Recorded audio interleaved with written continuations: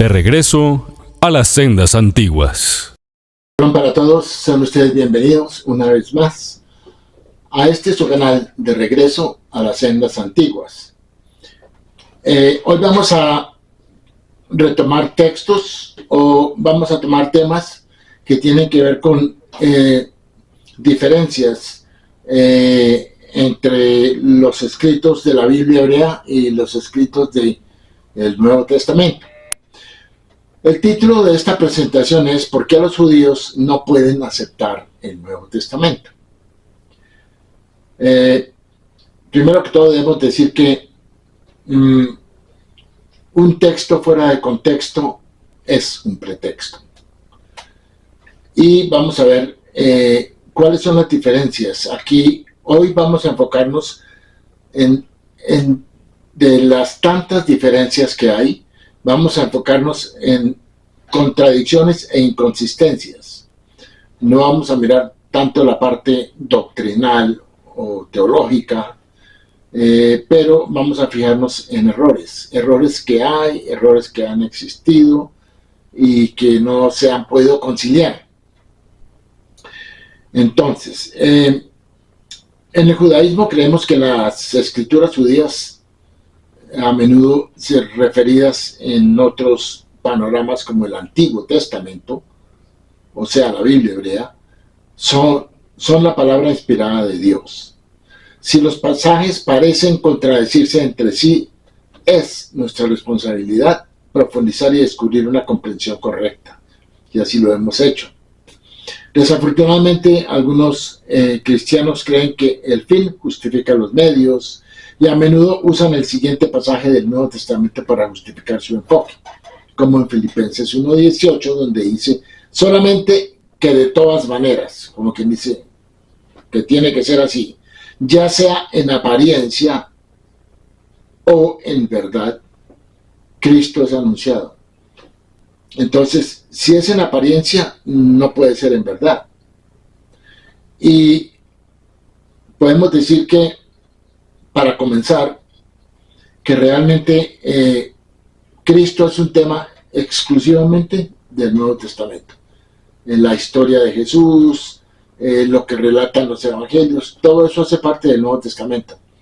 Pero eso no tiene ninguna relación con la Biblia hebrea, no tiene ninguna relación con el mal llamado Antiguo Testamento. Muchas veces lo he dicho, que Jesús como figura en el Nuevo Testamento, no hay nadie en el mal llamado Antiguo Testamento que se le parezca. Con esto decimos que Jesús no está en ninguna parte del Antiguo Testamento. Así hayan dicho que existen tantas profecías que él cumplió, debemos decir que él no cumplió ninguna profecía, porque si no está en el Antiguo Testamento, o mal llamado Antiguo Testamento, entonces ¿cómo podemos decir que cumplió? Él no cumplió ninguna profecía. Ninguna de las profecías del Antiguo Testamento, mal llamado Antiguo Testamento, abordan el tema de Jesús. Para nada. Y yo muchas veces he solicitado a la audiencia y a los suscriptores de este canal que por favor me den detalles específicos, porque es que no existe un fundamento para una historia como la historia del Nuevo Testamento. No existe un fundamento en la Biblia hebrea. No hay necesidad de un tema como el que tiene el Nuevo Testamento, porque la Biblia hebrea no lo anuncia. La Biblia hebrea es muy explícita en el tema, por ejemplo, del mesianismo, el Mesías. Es una figura que no ha llegado y no se ha manifestado. Pero no es una figura que está constantemente en los escritos hebreos, no. Está en algunas partes. Y se deduce que hay una figura que se llama el Mesías, pero no es un personaje. No podemos decir quién es. Lo que sí sabemos es que es una figura que va a aparecer al final de los tiempos. Y es una figura, un judío, un ser humano de padres biológicamente humanos. Bien. Bueno, comenzamos presentando uno de los muchos ejemplos que corroboran el enfoque judío. Aquí hay un ejemplo, por ejemplo, de cómo están mal interpretados los escritos judíos. En Primera de Crónicas, capítulo 21, versículo 1, dice: entonces Satanás se levantó contra Israel e indujo a David a censar a Israel. Ahí dice eso. Sin embargo, otro pasaje de la Biblia hebrea, que es en 2 de Samuel, capítulo 24, versículo 1, afirma que Dios hizo que el rey David contara al pueblo judío, o sea, lo censara, que estaba prohibido. La ira del Señor se encendió contra Israel e incitó a David contra ellos a decir: ve a contar a Israel. Como quien dice, incitó al rey David a que condujera un censo de Israel. Entonces, aquí hay dos partes de la Biblia hebrea que uno pensaría que se contradicen. O fue Satanás o fue Dios quien incitó a David a que hiciera un censo. Bueno, entonces, ¿quién hizo que David censara a Israel? ¿Satanás o Dios? La confusión se basa en un malentendido de la palabra Satanás. Muchas veces lo hemos dicho. El entendimiento cristiano de la palabra Satán o Satanás es completamente equivocado. A diferencia del cristianismo, la escritura judía no enseña que Satanás es un ángel caído, no, y rebelde, para nada. En ninguna parte de la Biblia hebrea se dice que Satanás es un ángel caído, o que Satanás se rebeló contra Dios, o que Satanás es un enemigo de Dios. En ninguna parte se dice eso. Usted no la va a encontrar en ninguna parte. Entonces, ¿cuál es el fundamento para que en el cristianismo se afirme esa posición? Ahora, el concepto de ángel caído se basa en una traducción incorrecta de Isaías 14:12, introducido por primera vez por San Jerónimo en su Vulgata Latina, donde las palabras estrella de la mañana, que es Venus, se traducen incorrectamente como Lucifer, o luz de la mañana, Lucifer. Y a esto lo han llamado el diablo. El rey babilonio Nabucodonosor estaba asociado con la deidad Ishtar, Venus, y metafóricamente fue arrojado del cielo por su malvado papel en la destrucción de Jerusalén. La palabra Lucifer está relacionada con las palabras lucent y lux, que significan luz brillante. Entonces, Lucifer no es nadie. Nadie, es un adjetivo. De hecho, la primera vez que Satanás aparece en la Biblia judía, la palabra se refiere a un ángel enviado por Dios para evitar que Balaam, un profeta no judío, pueda maldecir al pueblo judío, que fue contratado por Balac. De hecho, Balaam termina bendiciendo al pueblo de Israel. Entonces, si eso es así, definitivamente no puede ser una misión de un Satanás malvado, porque así haya sido la intención de un rey que contrató a Balaam para que fuera y maldijera a Israel. Este profeta no judío terminó bendiciendo a Israel. Eso es un interrogante del por qué. Bueno, y una de las razones es que no existe ningún ángel caído, no existe nadie que esté fuera de la voluntad de Dios. Dios es el juez y la autoridad suprema. Él es el rey supremo sobre todo lo que existe, todo lo que se mueve, todo lo que usted ve. Él es el rey supremo. De hecho, entonces, la Biblia hebrea dice, Dios estaba muy enojado cuando él, o sea, Balaam fue contratado por Balac para que fuera y maldijera a Israel, que venía y estaba acampando cerca en el contorno del reino donde Balac era rey, Balac. Y contrató a Balaam para que maldijera a Israel. Eso está en Números, capítulo 22. Obviamente que Dios le hizo conocer a Balaam de que no fuera con ellos, de que no fuera a maldecir a Israel. Pero Balaam fue convencido de pronto por la riqueza que le fue ofrecida. Y por eso Balaam se encaminó para ir a maldecir a Israel. Resulta que en el camino, obviamente Dios estaba enojado con Balaam porque ya le había advertido que no fuera. Entonces el ángel del Señor se paró en el camino para oponérsele. Ahora, este ángel del Señor, aquí la Biblia usa la palabra Satán, pero es un ángel de Dios. Entonces, Satán simplemente quiere decir adversario,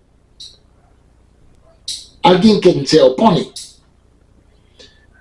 Y el ángel fue enviado para que se opusiera a los propósitos de Balaam de ir a maldecir a Israel. Así que el ángel del Señor se paró en el camino para oponérsele. Esto está en el libro de Números 22. Y aquí en este versículo la palabra en hebreo para oponerse es Satán. Y claramente no se refiere a un ángel que se revela contra la voluntad de Dios. Más bien se refiere a un mensajero designado por Dios para llevar a cabo su voluntad. Y el significado literal de la palabra hebrea ángel, que es malak, es mensajero, aunque generalmente se traduce como ángel. Esta interpretación también es consistente con el relato bíblico de Satanás que se encuentra en el libro de Job. Entonces, en el tema de Balaam, el ángel de Dios es llamado Satán, pero no quiere decir que sea Satanás, lo que el cristianismo ha vuelto como un personaje. No. Satán está haciendo una obra, está ejecutando una acción que es de oponerse a que Balaam fuera a maldecir a Israel. Y también ese es el primer caso en la escritura donde usted ve que un animal habla. Y aquí la burra, donde estaba sentado Balaam, habló. Entonces aquí vemos que hay cosas extraordinarias. Pero esto nos muestra que el nombre Satán no quiere decir que es un personaje malvado y que está fuera de la autoridad de Dios, para nada. Ni es malvado, ni está en contra de la autoridad de Dios. Bueno, también hay otra parte donde esta palabra se encuentra, este ángel, que es en el libro de Job.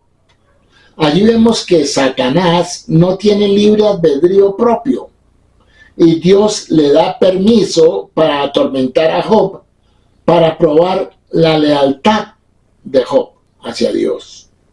Así vemos que Satanás es una fuerza, es un ángel usado por Dios para probar, muchas veces para probar la fidelidad del ser humano, ¿sí? Pero no es un personaje que Dios utiliza para atormentar a la gente o para hacer pecar a la gente, en absoluto. Eso no es así. Bien.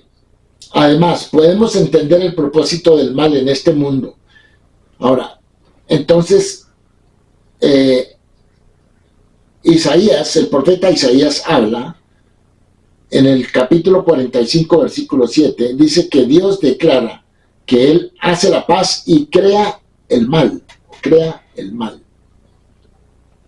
Contrariamente al punto de vista del cristianismo, que es similar al inherente a la mitología griega, El judaísmo no considera a Satanás como una fuerza separada que existe para oponerse a Dios. Entonces, eso tiene que quedar muy claro. Que la Biblia hebrea no enseña que Satanás es un oponente de Dios o que es un enemigo del ser humano. Para nada. Es un ángel que está al servicio de Dios. Bueno, estas explicaciones combinadas con un escrutinio cuidadoso del hebreo original aclaran la aparente contradicción en los pasajes citados anteriormente de Crónicas y Samuel, y también demuestran que no hay ninguna contradicción, porque Satanás es un emisario enviado por Dios, quien lo creó únicamente para su uso en la prueba de la humanidad. Bien. Hay muchas contradicciones en el Nuevo Testamento, y esa es una de las razones por las cuales el judaísmo no acepta los escritos del Nuevo Testamento. Primero que todo porque el mensaje general de un ser humano que es crucificado, que muere, que resucita, que sube al cielo, que perdona pecados, ese personaje no existe en la escritura hebrea. No existe. Si ese personaje no existe, entonces quiere decir que no podemos aceptar esa historia como algo verídico, porque lo que nosotros necesitamos saber ya se nos había dicho, y Dios nos lo hizo saber a través de la revelación a Moisés y de los escritos de toda la Biblia hebrea, desde Génesis hasta Malaquías. Entonces, que venga una historia de un personaje, un ser humano, o muchas veces mitad humano, mitad divino, y que vaya que porque hizo milagros, o porque murió en la cruz, o porque supuestamente resucitó y que subió al cielo, todo eso no es real. No es real porque, primero que todo, debo decir que el Nuevo Testamento no tiene pruebas. Usted no va a encontrar ninguna prueba de lo que el Nuevo Testamento relata. De la vida de Jesús, que existió un personaje como Jesús, existió un predicador como Jesús, es posible. Pero que haya muerto por los pecados del mundo, que haya resucitado, que haya subido al cielo, que se diga que es el Mesías, no. Ese personaje no existe para nosotros. ¿Por qué? Porque esa historia no tiene un fundamento bíblico hebreo. No lo tiene. No tiene piso. No se sostiene. No hay evidencia. La historia secular de Israel y de Jerusalén no nos habla de esas cosas. No dice, en tal año un señor que se llamaba Jesús resucitó. No hay nada así. Nada. Todo lo que se habla de Jesús está en los evangelios. Pero fuera de los evangelios no hay nada, no hay escritos, no hay testigos fehacientes.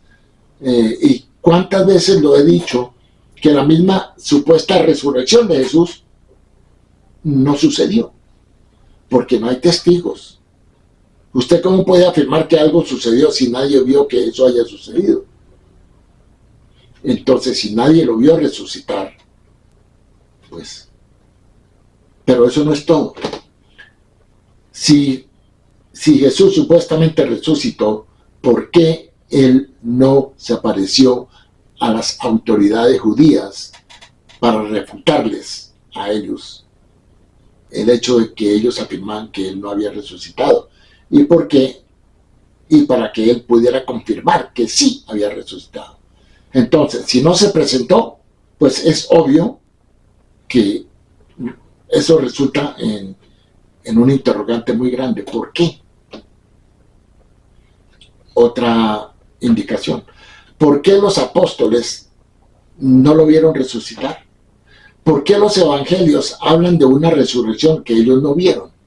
No estuvieron ahí, no fueron testigos. Entonces, ¿para qué? Por eso usted lee la resurrección, el tema de la resurrección, y se va a dar cuenta de que ninguno de los evangelios está de acuerdo con el otro. Todos relatan una historia un poco diferente.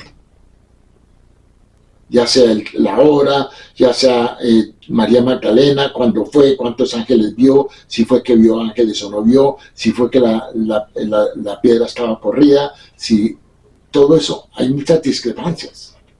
Y el tema de la tumba vacía, tampoco, porque la tumba estaba vacía porque el cuerpo lo habían movido. ¿Y por qué movieron el cuerpo? Bueno, ahí tiene usted otros interrogantes. ¿Y cómo sabemos que el cuerpo lo habían movido? Porque la misma María Magdalena, en el capítulo 20 de Juan, comienza a cuestionar. Y ella pregunta, ¿a dónde movieron el cuerpo de mi Señor? Eso está en Juan capítulo 20. Entonces, no hay una veracidad, no hay una prueba, no hay una evidencia. Además, las historias de las apariciones de Jesús, supuestamente, esas fueron inventadas, fueron creadas para apoyar la resurrección. Porque no hay testigos. Y por último, ¿cómo es que la supuesta resurrección de Jesús no fue anunciada sino hasta 2 meses después de que supuestamente resucitó? En el tema de Pentecostés, cuando Pedro anuncia que Jesús resucitado, ¿por qué esperaron 2 meses para anunciar la resurrección? Porque para esa época el cuerpo de Jesús ya estaba descompuesto y no era posible para las autoridades judías identificarlo por las mismas condiciones del clima. Entonces, todas esas cosas son las que hay que analizar. Y por eso nosotros estamos aquí para mostrarles que todas esas grietas en los escritos del Nuevo Testamento, y es por eso que nosotros lo rechazamos como un escrito inspirado. No puede ser inspirado.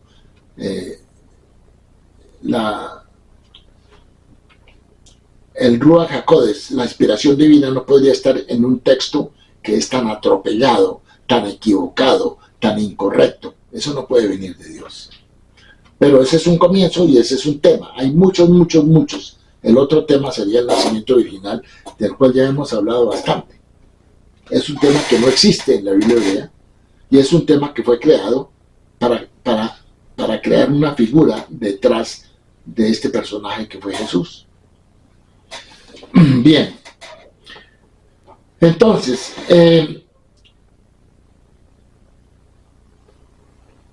¿por qué el Nuevo Testamento afirma que toda la Escritura es inspirada por Dios? Como lo dice 2 de Timoteo 3:16. Si está diciendo eso, está diciendo, y por lo tanto, coloca al Nuevo Testamento y al Antiguo Testamento en el mismo nivel de inspiración divina. No puede ser. No puede ser. En consecuencia, los dos, si así fuera, los dos nunca deberían contradecirse entre sí. Sin embargo, cuando surgen contradicciones, debemos descubrir una explicación válida. Y si no podemos encontrar una, entonces nos hemos encontrado con una verdadera contradicción. Entonces, aquí es donde entran las contradicciones. El cristianismo debe reconocer que solo el Antiguo Testamento y no el Nuevo mantiene su condición de inspirado por Dios. Es debido a una reverencia inquebrantable por el Antiguo Testamento que el judaísmo no puede aceptar el Nuevo Testamento como una escritura divinamente inspirada. ¿Por qué? Porque está hablando de cosas que son contrarias a lo que enseña la escritura hebrea. Entonces no podemos aceptar eso, porque eso no puede ser palabra de Dios. Dios no se contradice. Bueno, de hecho, el Nuevo Testamento utiliza a la Biblia hebrea o al mal llamado Antiguo Testamento para probar su validez. Es que mire, si el Nuevo Testamento no usara la Biblia hebrea, pues nosotros diríamos, bien, tengan allá su libro, nosotros tenemos el nuestro. No es necesidad de que usted coloque el Antiguo Testamento con el Nuevo, no, porque nosotros tenemos nuestra escritura hebrea y la queremos conservar así. Si ustedes tienen ese escrito que nada tiene que ver con la nuestra, pues téngalo, pero no lo una al nuestro, porque no tiene nada en común con el nuestro. Entonces, es decir, cuando el Nuevo Testamento contradice el Antiguo Testamento divinamente inspirado en el que se basa, no puede mantener su propia afirmación de ser divinamente inspirado e infalible. O sea, si va en contra de la fuente de donde el Nuevo Testamento saca la información, pues no puede cambiarla, porque estaría contradiciendo la palabra de Dios. Y eso es lo que está haciendo el Nuevo Testamento. Pero lo hace en forma doctrinal, digamos, en forma que ha creado un mito, ha creado una mentira, ha creado un escenario envuelto en cosas que son falsas, en hechos falsos, en hechos no verificables. Y eso es lo que no podemos aceptar. Por ejemplo, el Nuevo Testamento dice en Lucas 14:26, según Jesús, aquí hay otra cuestión. El tema de Jesús, ¿qué dijo y qué no dijo? Usted nunca va a poder saber si él dijo o él no dijo. Porque como él nunca dejó nada por escrito, y como el Nuevo Testamento fue escrito 40 hasta 50 años después de la muerte de Jesús, es muy difícil saber qué dijo él, en qué momento y cómo lo dijo, con qué sentido. ¿Cómo es posible que ahora sí lo tengan bien claro? Cuando de pronto muchas de las personas que lo conocieron ya habían muerto. Entonces, el Nuevo Testamento dice en Lucas 14:26, si alguno viene a mí y no aborrece a su padre, a su madre, a su mujer, a sus hijos, a sus hermanos y a sus hermanas y aún a su propia vida, no puede ser mi discípulo. Cuando leemos este versículo con un pasaje aislado, como un pasaje aislado, parece decir que una persona debe odiar a su familia para ser considerado un discípulo de Jesús. Sin embargo, esta declaración contradice claramente el mandato bíblico hebreo de honrar a los padres, como se encuentra en los 10 mandamientos. Honra a tu padre y a tu madre. Éxodo capítulo 20, versículo 12. Y el mandamiento, ama a tu prójimo como a ti mismo, en Levítico capítulo 19, versículo 1. Aquí hay una contradicción. ¿Cómo usted reconcilia eso?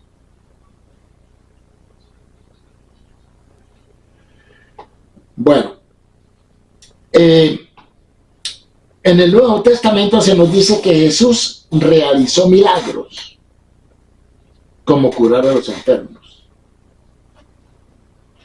Pero debo decir lo siguiente, los milagros no son prueba de un tipo de divinidad, o que sean un medio para decir que una persona está divinamente dotado de alguna cualidad de hacer milagros.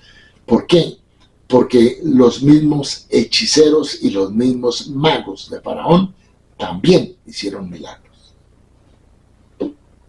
Entonces, ahora, los profetas de Dios hicieron milagros. Y también Elías hizo milagros, resucitó a un niño en 2 ocasiones. Eliseo también lo hizo. Entonces, pues, no es nada nuevo cuando llegamos al tema de Jesús que hizo milagros, tampoco.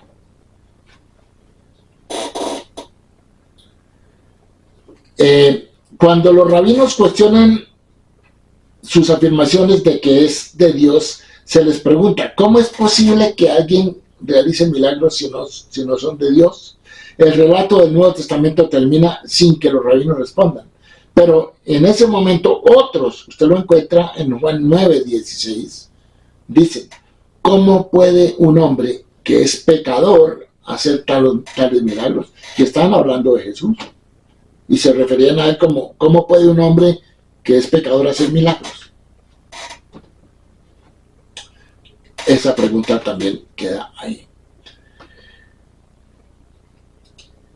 Bien, ahora, la Biblia judía enseña claramente que un falso profeta puede realizar milagros, no como un acto de santidad, sino como una demostración de que sirve para probar nuestra lealtad a Dios. O sea, ¿a qué me refiero? Una persona puede venir y decirle a usted una mentira,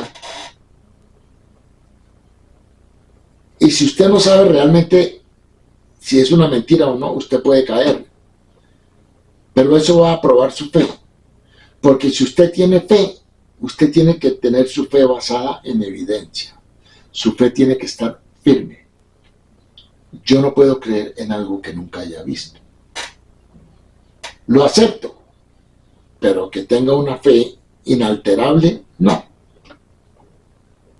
Pero hay cosas sobre las que tenemos una fe inalterable, que es lo que vemos alrededor de nosotros, que es el tema de la creación, de que tuvo que haber sido hecha por un ser superior, que es Dios.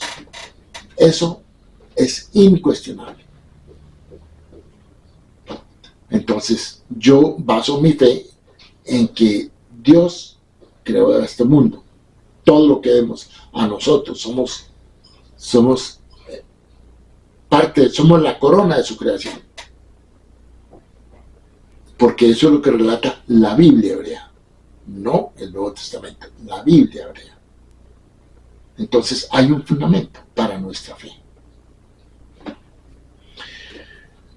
Pues resulta que en el tema de los falsos profetas, en Deuteronomio capítulo 13, versículos 1 al 5, dice lo siguiente: si se levanta en medio de ti un profeta o un soñador de sueños, y te anuncia una señal o un prodigio, y se cumple la señal o el prodigio de que te habló, diciendo, vamos en pos de dioses ajenos, que no has conocido, y sirvámoslos, dice la Biblia hebrea, no escucharás las palabras de ese profeta, o de ese soñador de sueños, porque el Señor tu Dios te está probando, para saber si amas al Señor tu Dios con todo tu corazón y con toda tu alma.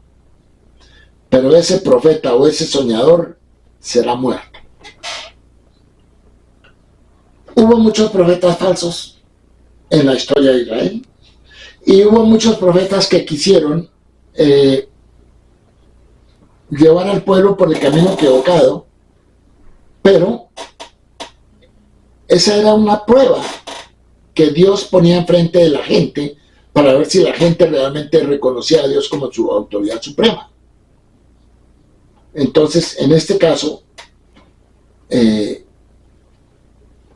estamos hablando de un hombre que hace milagros, pero si usted se va a ir detrás de esa persona por los milagros que hace,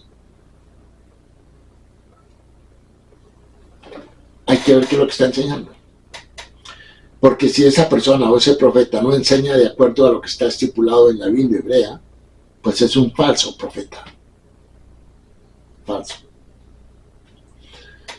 Bueno. Bien.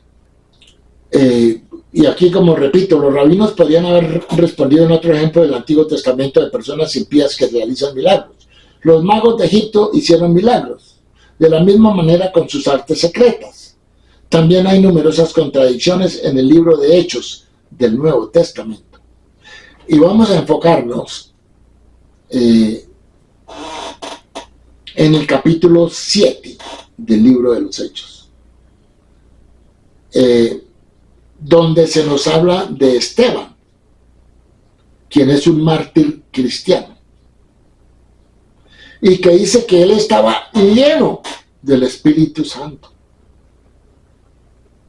¿Y por qué nos vamos a enfocar en Esteban?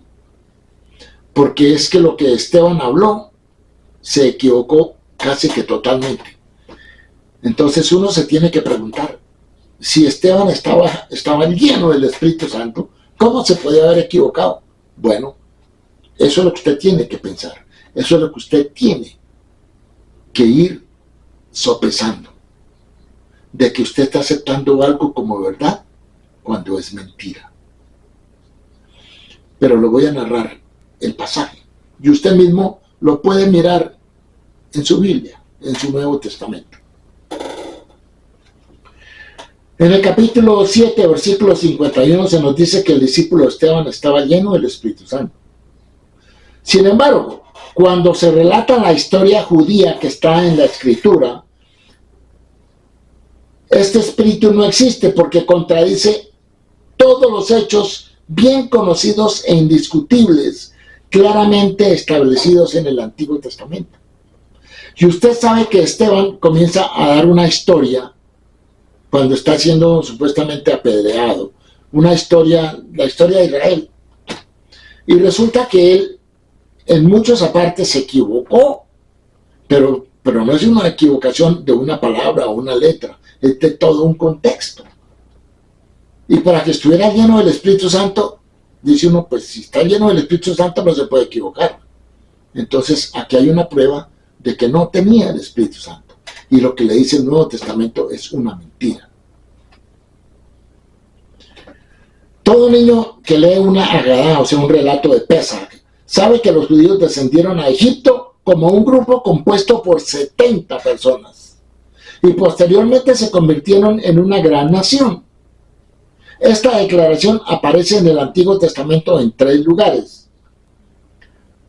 Tus padres descendieron a Egipto, 70 personas en total. Deuteronomio 10, versículo 22. Éxodo capítulo 1, versículo 5. Y Génesis capítulo 46, versículo 27. Ahí le dice que fueron 70 personas. Pero en el Nuevo Testamento es inconcebible que Esteban, una persona descrita como llena del Espíritu Santo, afirmara equivocadamente cuando dice: y José envió un mensaje e invitó a su padre Jacob y a toda su familia a que vinieran a él, 75 personas en total. Pues aquí se equivocó, porque no eran 75 sino eran 70. Eso está en Hechos 7, versículo 14. Pero eso no es nada, este es el comienzo. Además, Esteban continúa relatando hechos bíblicos incorrectos cuando afirma que Jacob descendió a Egipto y allí murió él y nuestros padres. De allí fueron trasladados a Siquem y puestos en el sepulcro que Abraham había comprado por una suma de dinero de los hijos de Hamor en Siquem. Eso lo tiene en Hechos 7:16. Resulta que eso es mentira, eso no es verdad. Está equivocado. Porque Jacob no fue sepultado en Siquem, en una cueva comprada por Abraham a Hamor. En verdad, Jacob fue sepultado en Hebrón, en una cueva que Abraham le compró a Efrón, porque sus hijos lo llevaron a la tierra de Canaán y lo sepultaron en la cueva del campo de Macpela, el campo que Abraham compró para sepultura a Efrón, el hitita. Eso está en Génesis capítulo 50, versículo 13. Aquí vemos una vez más tremendo error. Tremendo error. Una vez más vemos que Esteban obviamente no estaba lleno de inspiración divina cuando confundió sus hechos básicos. De hecho, fue José quien fue sepultado en Siquem, no Jacob. Eso está en Josué 24:32. En un campo comprado por Jacob a Hamor, que eso tiene en Génesis 33:19. Este es el tipo de errores que hay en el Nuevo Testamento. Entonces, usted mismo como cristiano, como creyente, puede mirar esto y puede decir: bueno, pero yo no me había dado cuenta. Es cierto, usted no se había dado cuenta. ¿Por qué? Porque a usted nadie se lo había dicho. Pero ahorita se lo estamos diciendo desde acá, desde aquí, que hay un error muy grande, que usted no sabía y que usted pensaba que eso era cierto. Pues no es así. Entonces, es por esta razón que nosotros en el judaísmo no podemos aceptar el Nuevo Testamento porque tiene muchos errores muy grandes y que son errores amañados, errores manipulados. Entonces la historia de Esteban también es una historia superpuesta, que en otra ocasión la podremos mirar, como podremos mirar todos los libros del Nuevo Testamento, hasta el Apocalipsis. Y todos los libros están completamente equivocados en sus doctrinas, en su apreciación de los escritos hebreos, están totalmente equivocados.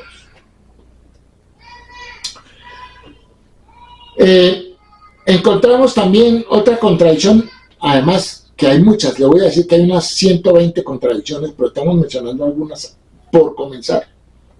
Encontramos otra contradicción en el libro de Mateo, capítulo 2, versículo 23, donde se nos dice que Jesús vino y habitó en una ciudad llamada Nazaret, para que se cumpliese lo dicho por los profetas, será el llamado Nazareno. Esta declaración no aparece en ninguna parte del Antiguo Testamento.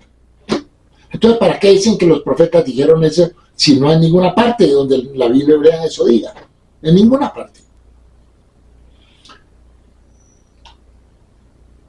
De hecho, en el momento de la redacción del Antiguo Testamento, la ciudad de Nazaret ni siquiera existía.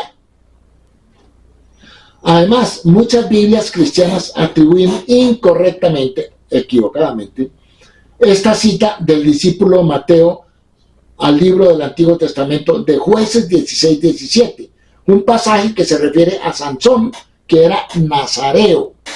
Una cosa es ser nazareo y otra cosa es ser nazareno. Un nazareo es alguien que hace un juramento de abstenerse del vino y de cortarse el cabello.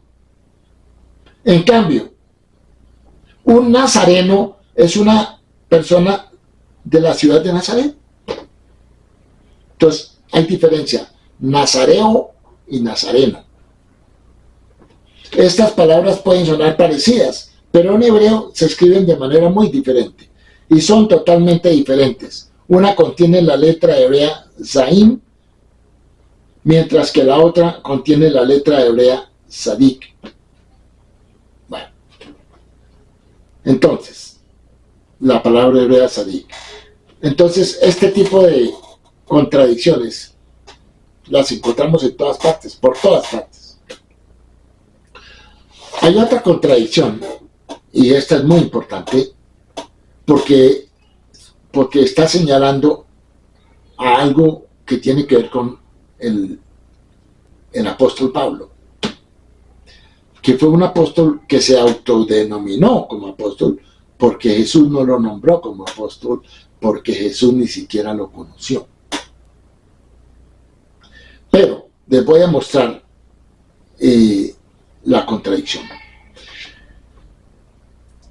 En el libro de Romanos del Nuevo Testamento, en un intento por promover la creencia de que el Redentor, aquí Pablo queriendo enfocar su atención en Jesús, para promover la creencia de que el Redentor o Mesías vendrá de Sión y quitará los pecados del hombre, el Nuevo Testamento cita incorrectamente un pasaje de Isaías. Entonces, mire, les voy a dar el entendimiento, porque la lectura hay que leer esto 2 o 3 veces. Pablo quería mostrar a Jesús como el Redentor, entonces va a Isaías, se encuentra un sitio en Isaías, que es Isaías 59:20, donde sí hay algo que dice de un Redentor vendrá a Sión. Pero lo que dice Isaías no dice que el Redentor del que él habla va a quitar los pecados, no. Isaías dice que ese Redentor viene a los que se arrepienten del pecado, que es diferente. O sea que si usted no se arrepiente, el Redentor no va a venir por usted. Y aquí, en Romanos, declara que el libertador vendrá de Sión. Él quitará la impiedad de Jacob, o sea, él quitará el pecado de Jacob. Jacob es Israel. Romanos 11:26. Sin embargo, el versículo original de la escritura hebrea afirma que el Redentor vendrá a Sion y a aquellos que se apartan del pecado. Estas dos declaraciones diametralmente opuestas representan una teología diferente, fundamental entre el judaísmo y el cristianismo. Como dice Isaías, vendrá un Redentor a Sion y a los que se arrepienten de la transgresión, del pecado. Pero Pablo quiere aparecer que vendrá un Jesús como Redentor y quitará el pecado del pueblo, que no es lo que dice Isaías. Ahí tiene otra gran contradicción. Para continuar con esta discusión sobre la expiación del pecado, el Nuevo Testamento también cita incorrectamente los salmos, para que parezca que el cuerpo del Mesías, supuestamente Jesús, ofrecido en la cruz, es más deseado que los sacrificios. Entonces, en Salmos 46 habla de esto. Pero Hebreos dice, sacrificios y ofrendas no quisiste, pero me preparaste un cuerpo. No, en Salmos 46 no dice eso. La traducción correcta es de este pasaje, sacrificios y ofrendas de comida no quisiste, me has abierto los oídos. Wow, eso es muy diferente. Entonces, aquí en Hebreos están cambiando el salmo. En el salmo donde dice, sacrificios y ofrendas de comida no quisiste, me has abierto los oídos. Lo cambiaron por sacrificios y ofrendas no quisiste, pero me preparaste un cuerpo, como para poner a Jesús que él preparó su cuerpo y se ofreció un cuerpo. Eso no puede ser así, porque está manipulando el texto de los salmos y lo está cambiando. Otro versículo de la Biblia que judía confirma el entendimiento judío, el Salmo 46, al afirmar que Dios quiere obediencia. ¿Por qué me abrió los oídos? Porque Dios quiere que yo escuche y escuche para que obedezca. Porque es que en el hebreo escuchar no es escuchar por escuchar, sino es escuchar para obedecer, escuchar para hacer algo con lo que yo escucho.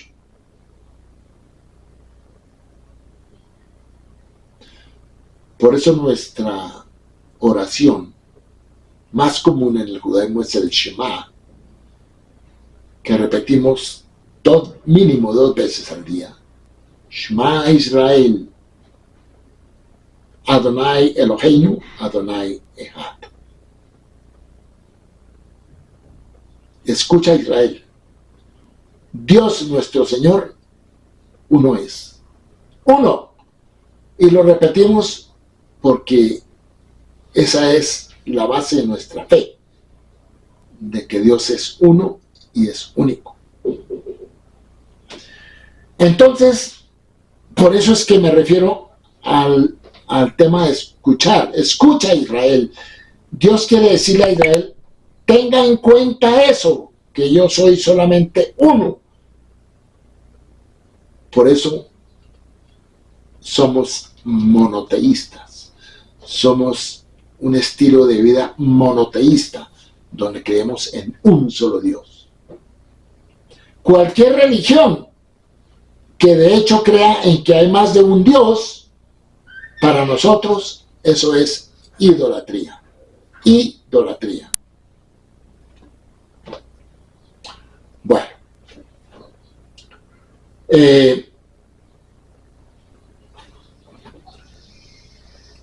También tenemos, como decía anteriormente, en Salmo 46, afirmar que Dios quiere obediencia más que sacrificio. Por eso dice, me has abierto los oídos. Eso es lo que dice el Salmo. El Salmo no dice, me preparaste cuerpo. No, eso no dice ahí, como dice en Hebreos. No.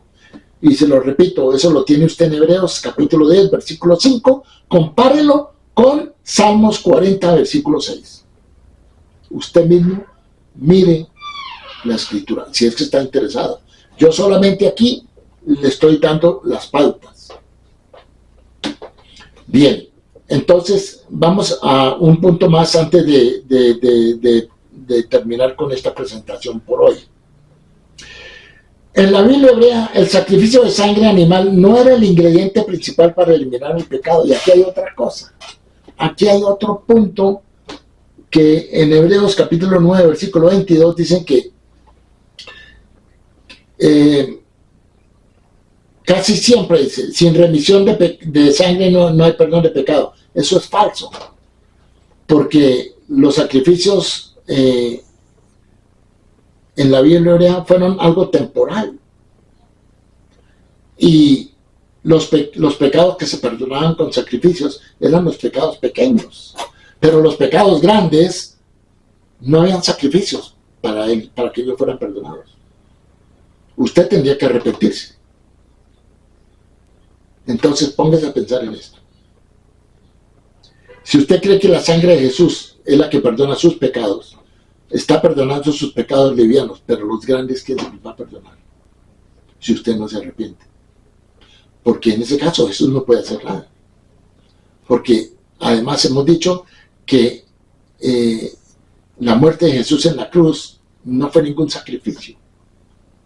Porque bajo el conocimiento judío, para que fuera un sacrificio tenía que reunir ciertos requisitos. Tenía que ser hecho en el templo, tenía que ser hecho por sacerdotes Kohanim, judíos de la tribu de Leví. La sangre tenía que ser derramada y llevada al santuario, ¿sí? Y nada de eso sucedió. Jesús fue crucificado por soldados romanos que eran paganos, idólatras, en una cruz que era un medio de suplicio romano. Fue fuera de la ciudad. Entonces, eso no es ningún sacrificio. Además que en la Biblia hebrea está prohibido completamente los sacrificios humanos. No hay sacrificio humano. Y eso nos lo prueba la Biblia hebrea en el tema de la tauda de Yitzhak, el sacrificio de Isaac. Era una prueba para la fe de Abraham, pero Isaac no murió, y con eso Dios nos mostró que Él prohíbe el sacrificio humano. Entonces, ¿por qué una persona se va a ofrecer? Eso no tiene un paralelo en la Biblia hebrea. Nadie se puede ofrecer por los pecados de nadie. Usted es responsable por sus propios pecados. Bueno, entonces decimos que un sacrificio, dice, ahora, en la época de los sacrificios, por los sacrificios pequeños, una persona pecaba por error, por equivocación, o pudo pecar sin tener la intención de pecar, por algo pequeño. Tenía que ofrecer un sacrificio, pero la persona tenía que arrepentirse. Pero si ofrecía el sacrificio y no se arrepentía, de nada le valdría el sacrificio. Entonces, el perdón es por el arrepentimiento. Y hoy en día que no hay sacrificios, nosotros acudimos a nuestro Creador a través del arrepentimiento, del estudio de la Torah y de las buenas obras. Esa es la fórmula de arrepentimiento, para ser nuevamente aceptados por Dios. Bueno, por último, vamos a cubrir el tema de